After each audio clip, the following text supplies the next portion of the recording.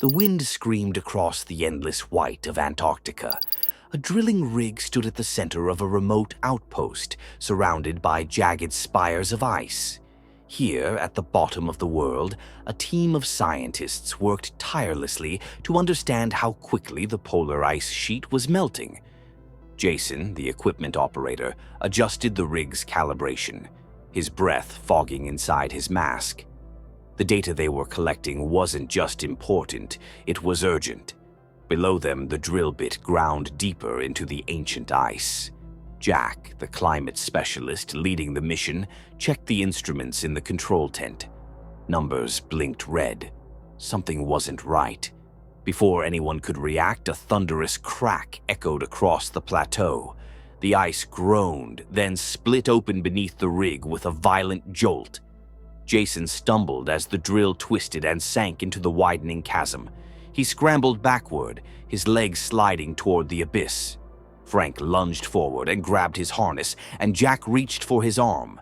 Together they yanked Jason away from the edge just as the drill vanished completely into the void. The team staggered to safety, stunned. Jack walked cautiously to the edge of the fracture and stared out. The ice had cracked in a line that stretched into the horizon, hundreds of miles at least. It wasn't a simple break. It was a fracture in the continent itself. They were about to retreat when Jack saw the small steel case lying near the edge. Inside were the core samples they'd risked everything to collect. Without hesitation, he secured a line and leapt across the crevasse. The ice buckled under his boots. Just as he reached the case, a second tremor hit.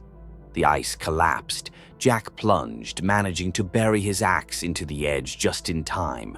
The rope snapped taut. "Hold!" he shouted, dangling over the abyss. Jason and Frank pulled with everything they had, dragging Jack back to solid ground. He clutched the sample case in one arm, breathing hard. Back at the base, Jack ran the samples through a thermal scanner. What he saw chilled him. Ancient air bubbles, carbon levels spiking. The timeline for collapse wasn't centuries. It was now. 3 weeks later, Jack stood before world leaders at the United Nations. "The data is conclusive," he said. "The polar ice is destabilizing at an accelerating rate. If this continues, the oceanic circulation will collapse." There was confusion in the room. "You're saying global warming could trigger an ice age?" one delegate asked skeptically. "Yes," Jack said firmly. "The warming is melting fresh water into the oceans. That dilution can shut down the Atlantic current. It's happened before. 10,000 years ago, a sudden ice age froze half the planet." Another delegate scoffed. "We have time, centuries at least." "No," Jack replied. "We may have years or months or less. The climate system doesn't always behave gradually. It can break." But the message was met with silence and hesitation. The leaders murmured among themselves, weighing the cost of change against the threat. Economic damage, political risk. No one wanted to be first. A few days later in New Delhi, snow fell for the first time in recorded history. Children stared in wonder. Power grids failed. The city panicked. In Scotland, Terry, a renowned oceanographer and longtime friend of Jack's, reviewed sensor data from the North Atlantic. Her assistant mentioned a sudden temperature plunge, but the text brushed it off as a glitch. When Terry arrived and saw the data herself, her face went pale. Meanwhile, in Japan, a rainstorm turned deadly. Massive hailstones, some as large as grapefruits, pummeled the ground. Buildings shattered. Dozens were injured or killed. Scientists had no explanation. In Washington, Jack was with his wife, Dr. Lucy, when he got a call. Their son Sam was leaving for New York to attend a national math competition. Jack drove him to the airport, tense and distracted. The car ride was quiet, father and son arguing about something trivial, but the emotion behind it was real. Sam left without saying goodbye. Aboard the International Space Station, astronauts stared out the window. What they saw made their skin crawl. Massive storm systems forming across both hemispheres. Cloud spirals hundreds of miles wide. Something was very wrong with Earth's atmosphere. In the air over the Midwest, Jack's fear of flying intensified. He gripped the armrest tightly. A sudden jolt shook the plane. Storm turbulence. People screamed. The aircraft bounced violently. Jack instinctively grabbed the nearest hand. Laura, a teenage girl, seated next to Sam. When the turbulence passed, he realized what he'd done and let go, embarrassed. She just smiled, unfazed. The plane landed safely in New York, but Jack couldn't shake the feeling that something unstoppable had already begun. He called Terry. She was panicked. The Atlantic current was showing signs of collapse. Temperatures were dropping too fast. Jack's worst-case scenario wasn't just possible, it was already unfolding. The fracture in the ice had been more than a physical break. It was a warning. The Earth's balance had shifted, and the world wasn't ready. Dark clouds gathered over the Atlantic, as if the sky itself sensed what was coming. In New York, Sam and his friends Brian and Laura arrived for the national math competition. Their excitement was overshadowed by strange signs around the city. Birds flying in erratic patterns, zoo animals agitated, and rumors of wolves escaping their enclosures. The temperature felt off for spring, dropping lower by the hour. Back at the Climate Center, Jack's models were updating faster than expected. The data Terry sent from Scotland confirmed his fears. The Atlantic meridional overturning circulation was stalling. Jack had predicted this outcome in centuries. Now it was happening in days. He tried to stay calm, but every variable showed the same conclusion: catastrophe. At the competition, Sam noticed Laura chatting with JD, a confident student from another school. Sam didn't like the way JD kept finding excuses to talk to her. After the event, JD invited her to tour his school's facilities. Sam stayed quiet, masking his frustration. That night, as snow fell lightly over Manhattan, Jack received a call from Terry. Her voice was grim. "It's happening, Jack. Your timeline was too generous." Meanwhile, in Los Angeles, a weather monitor named Ralph was enjoying a quiet night with his girlfriend when a call interrupted them. A local reporter warned him that massive hailstones were falling in the city. Ralph turned on his weather station, his screens lit up with anomalies. Then tornado sirens wailed. Outside, a funnel cloud, larger than anything recorded in California history, spun through downtown, tearing buildings apart. His boss rushed outside only to witness the tornado growing into a mile-wide monster before vanishing into white silence. Jack and his team watched the chaos unfold on live news feeds. The vice president, pressed for answers, was briefed by advisors and meteorologists, but he dismissed the storms as freak weather. Still, he ordered a halt to all commercial air traffic. It was too late. Two planes collided mid-air during emergency rerouting, one of them carrying students. Sam's group was grounded in New York, far from home, and the storms were closing in. Jack confronted his team. Some doubted his theory until Terry's numbers arrived. Everything matched. Frank, Jason, and NASA meteorologist Janet studied the projections with him. The superstorm forming was unlike anything on record. Jack's boss, Tom, finally approved use of the department's most advanced predictive tools. They fed in the satellite data, ocean temperatures, wind patterns. The result? An ice age would begin within 10 days.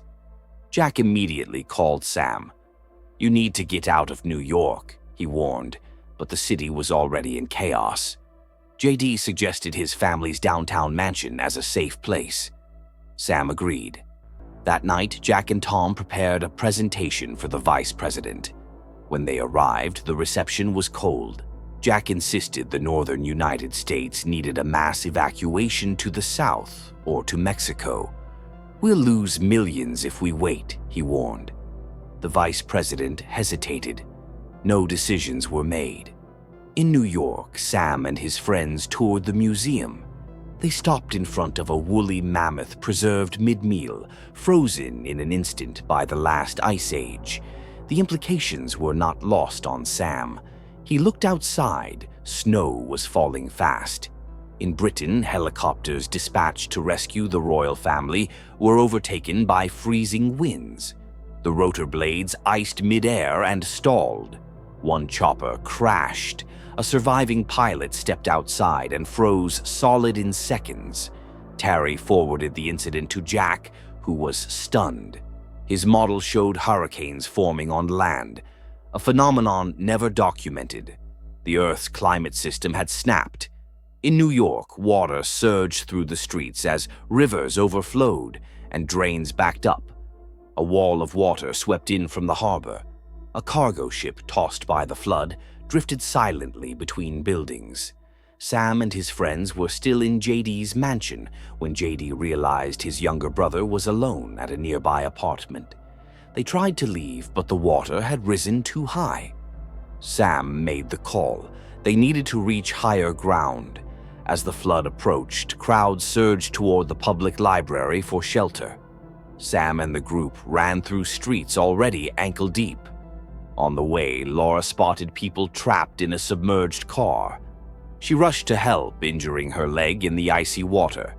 Sam pulled her out just as a massive tsunami rose behind them, towering higher than the Statue of Liberty. With seconds to spare, Sam dragged Laura into the library. The others helped her up as the water smashed through the lower level. They climbed to the second floor, soaked and breathless. The building shuddered, but held.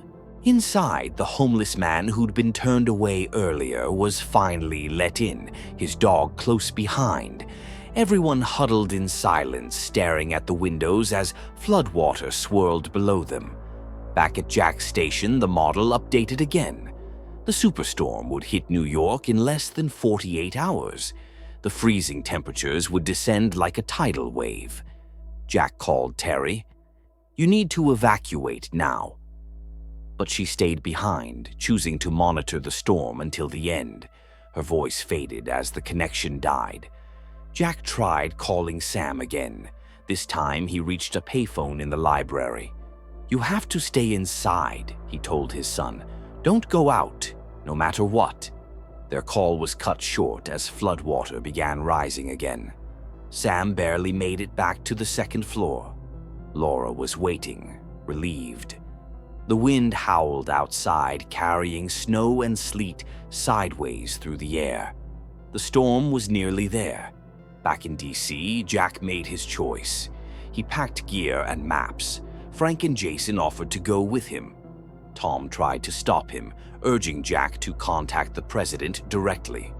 Jack refused to wait. Sam needed him.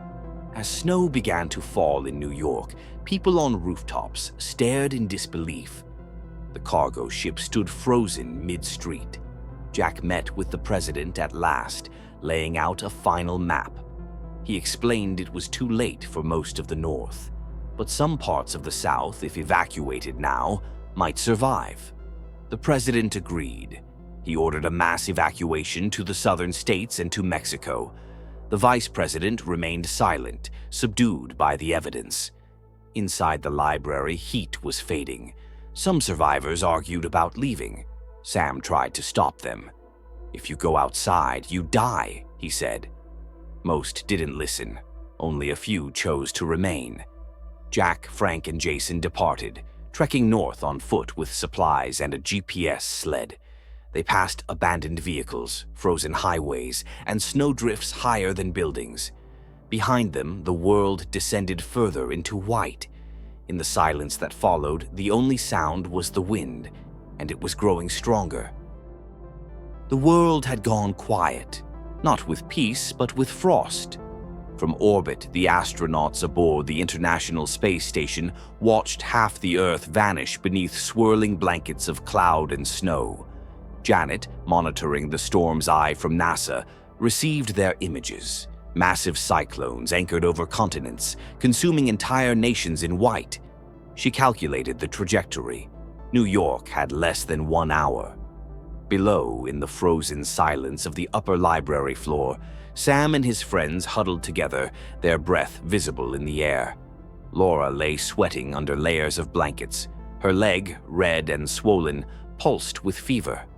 A woman in the group gently pressed her fingers to Laura's forehead and shook her head. "It's infected. If we don't find penicillin soon, she won't make it." Sam didn't hesitate. "There's medicine on that cargo ship," he said. "We saw it on the manifest." Brian objected. JD, pale from a previous wolf bite, shook his head. "It's suicide," he muttered. "The temperature is already dropping again." But Sam had made up his mind. "I'm not letting her die in here." The three of them bundled up, wrapped scarves around their faces, and slipped out into the howling wind. The water that had flooded the city had now frozen solid. They walked across streets that looked like glass lakes, past buried taxis and lampposts poking from the snow like crooked fingers. The ship loomed ahead, frozen in place between skyscrapers. Inside, the temperature was bitter. They found the locked infirmary, its reinforced glass window rimmed with frost. Sam climbed outside, bracing against the wind, and shattered the glass with a fire extinguisher. Inside, he dropped to the floor and unlocked the door. The others rushed in, grabbing antibiotics, bandages, anything they could carry.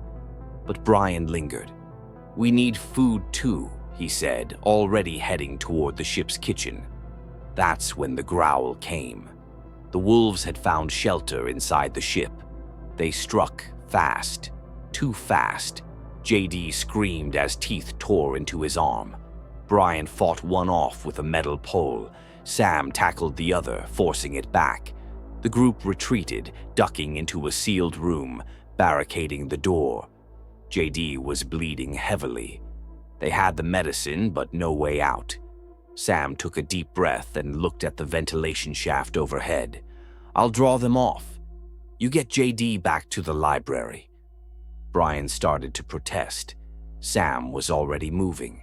He exited through a broken window and landed silently on the icy deck. The wolves followed the sound of his footsteps. Sam led them deeper into the ship, past cargo crates and rusting machinery. Then, in one final move, he climbed up a stack of crates, lured the wolves inside a small engine room, and slammed the door shut behind them. Locked. He raced back, rejoined his friends, and helped pull JD onto a lifeboat sled. The three of them made the long journey back to the library under growing snowfall. Laura's fever was rising fast. Sam crushed the pill into water and held it to her lips. "Come on," he whispered. "Come on." Outside the city, Jack and Jason pressed forward, 1 foot at a time. Jason collapsed once, then again. Jack wrapped him in thermal blankets and pulled him on the sled, teeth gritted, frost clinging to his eyelashes. At one point, they crossed what looked like an untouched field, until Jack realized it was a glass ceiling, a buried skyscraper. The ice groaned beneath them. Then it cracked. Jason shouted. Frank's death flashed in Jack's mind. Jack threw Jason into a nearby air vent just as the storm's eye collapsed over them. He dove in after him. The temperature outside plummeted instantly, enough to freeze a man solid in seconds. Silence fell again. Hours passed. Jason awoke to Jack's hand on his shoulder. "It's over," Jack said. "We made it through." They climbed out of the vent. The storm had passed. The sky was clear. Sunlight glinted on snowdrifts and frozen buildings. Ice covered everything.